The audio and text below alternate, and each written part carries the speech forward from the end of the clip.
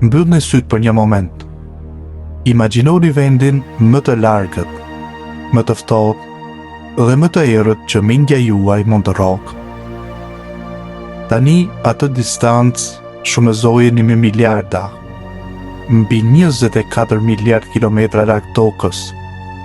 Në një zbrazëti ku drita e diellit është thjesht një yll pak më ndriçëm se të tjerët në qiell. Lundron një objekt i ndërtuar nga dora e njeriut. Ai është i vetëm, është i akull dhe po mbart me vete një mesazh. Ky është Voyager 1, përfaqësuesi ynë më i largët në kozmos. Por, ndërsa kjo tingëllon si një arritje e lavdishme, cila është e vërteta e ftohtë dhe drejtëruese pas këtij udhtimi pa kthim.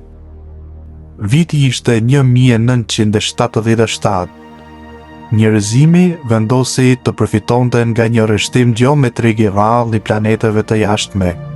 Një ngjarje kozmike që ndodh vetëm një herë në 175 vjet.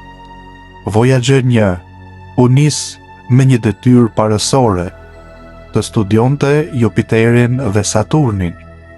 Por, ëndra ishte shumë më e madhe.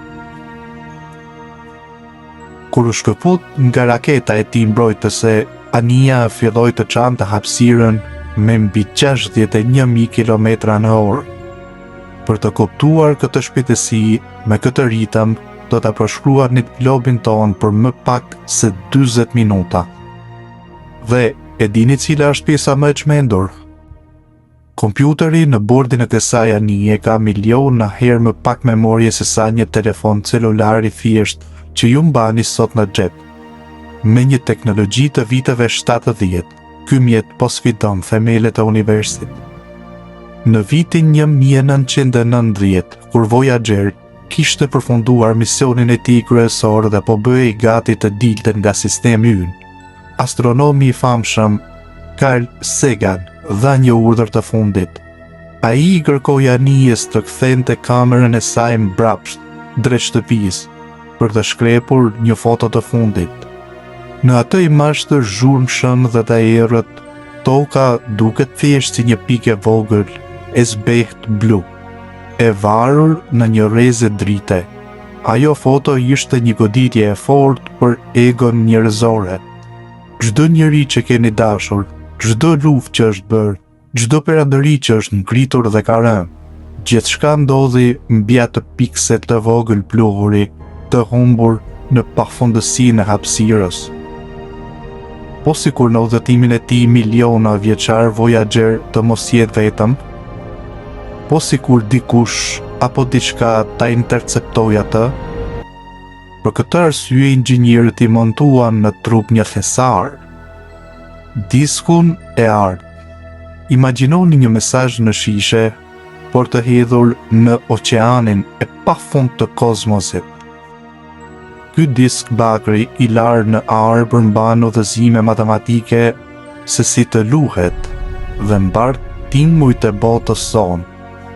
Brenda tij ka zhurmën e erës, të qarat e një fëmije, muzika klasike, rrahjet e zemrës të një njeriu të dashuruar dhe përshëndetje në 55 gjuhë të ndryshme. Por mendojeni pak këtë. Ky disk është njëkohësisht një akt jashtëzakonshëm shprehse dhe një dëshmi e dëshpëruar e ekzistencës sonë. Nëse njerëzimi zhduket nesër nga një katastrofë, ky disk do të jetë vetë një provë fizike në të gjithë universin që ne ishim këto, që ne jetuam dhe që guxuam të ndërronim. Dhe këtu vim te e vërteta më drithëruese e Voyager 1. Distanca nuk është vetëm gjë e frikshme, është heshtja që po afron. Në vitin 2012 anija kaloi heliosferën, fuskën mbrojtëse të grimcave të diellit tonë, dhe u bë objekti i parë njerëzor që hyri në hapësirën e vërtetë ndërhyjore. Tani lundron në një zbrazëti absolute. Por Voyager po vdes. Generatorët e tij bërthamore humbasin fuqinë vit pas viti. NASA ka filluar të fikë instrumentet e tij një nga një për të kursyer energji. Për të dërguar një sinjal të vetëm në tokë, dritës i duhen mbi 22 orë udhëtim. Së shpejti, ndoshta brenda pak vitesh, komunikimi do të ndërpritet përgjithmonë. Voyager 1 do të dërgojë mesazhin e tij të fundit e më pas heshtje. Ai do të kthehet zyrtarisht në një anije fantazmë, një varrezë e vogël metalike që mban kujtimet e një planeti të tërë. Do t'i duhen plot 40.000 vjet për t'ju afruar yllit tjetër më të afërt, Gliese 445. Ai do të vazhdojë të rrotullohet rreth qendrës së galaktikës son për miliarda vjet, shumë kohë pasi vetë toka mund të mos jetë më e banueshme apo edhe të mos ekzistojë fare. Voyager 1 nuk është thjesht një mjet shkencor, është monumenti i pavdekësisë son. Po ju, çfarë mendoni? A do ta gjejë ndonjëherë atë disk të ardhë dikush tjetër atje tej? Lini mendimin tuaj në komente. Faleminderit që u thuat me ne në këtë pafundësi.